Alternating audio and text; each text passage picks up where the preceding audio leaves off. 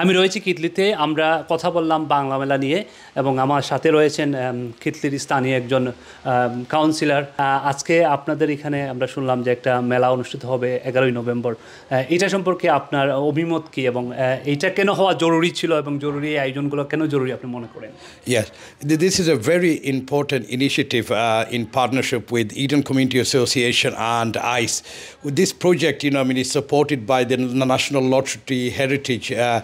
The project is to engage with the Bangladeshi community with the different generations. So we're going to be involving young people, we're going to be involving women, the elderly generation, through music, so and arts and photographic and literature and poetry. So it's a lot of things for our community, especially from the younger generation, to understand the beautiful, heritage of Bangladesh.